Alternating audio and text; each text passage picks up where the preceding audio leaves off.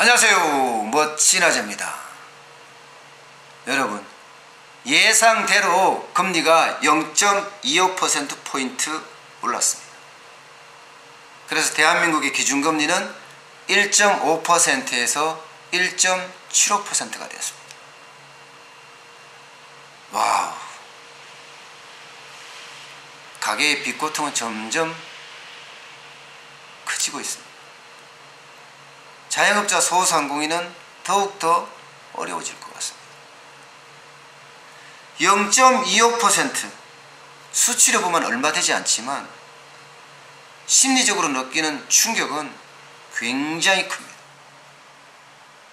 안 그래도 최저임금이 올라서 임금 부담이 많아졌잖아요. 거기다 재료비 부담은 또 어떻고요. 배달비도 올랐습니다. 그래서 올해만 하더라도 100만 명의 자영업자 소상공인이 폐업을 하니 많이 할 정도로 어렵거든요. 경기가 좋아서 매출이 쑥쑥 올라가주면 상관없는데 지금 경기 침체로 인해서 매출이 제자리든가 그렇지 않으면 떨어지고 있는 상황이에요. 여기에 0.25%라는 부담은요, 가랑비에 옷 젖는다고 소소하지만 굉장히 큽니다. 그만큼 자영업자 소상공인이 느끼는 금리 인상에 대한 부담감은 크다는 의미예요. 가게는 또 어떻습니까? 가계 부채만 하더라도 1514조 4천억 원이나 된대요.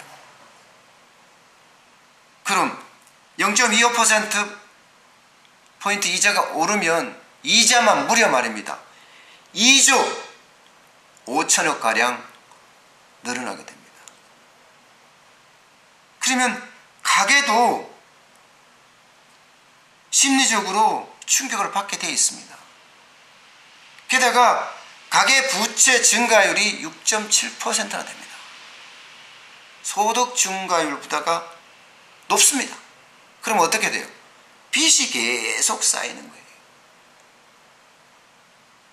1인당 평균 빚만 하더라도 1억 1,880만 원이 됩니다.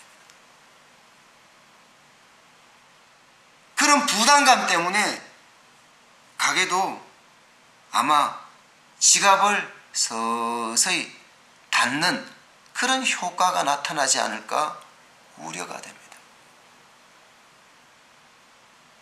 다만 말입니다.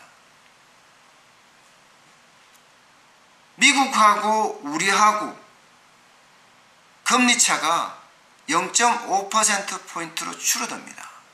이 때문에 외국인이 한국에 투자했던 그 자금을 빼서 미국으로 다시 갖고 가는 자본 유출은 좀 덜하지 않을까 이렇게 예상을 하고 있어요. 그렇다고 하더라도 미국은 올 12월에 또 금리를 0.25%포인트 올릴 것으로 예상이 됩니다. 그렇게 되면 또다시 0.75% 금리 차가 나게 되는 거죠.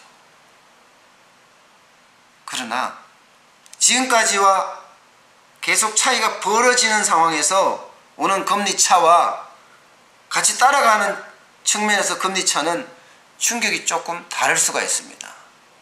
때문에 자본 유출은 좀 줄어들겠죠. 게다가 전 세계적으로도 보면 신흥국들이 전부 다 금리 인상해요. 미국이 하니까. 아니면 자본 유출이 되기 때문에 어쩔 수 없이 울며 겨자 먹기로 금리 인상을 하고 있습니다.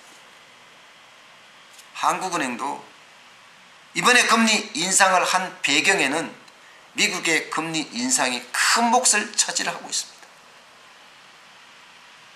자, 그러면 내년은 어떻게 될까요?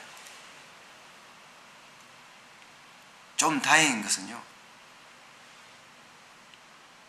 미국이 금리 인상을 좀 천천히 할 거다 이런 예상들이 나오고 있어요.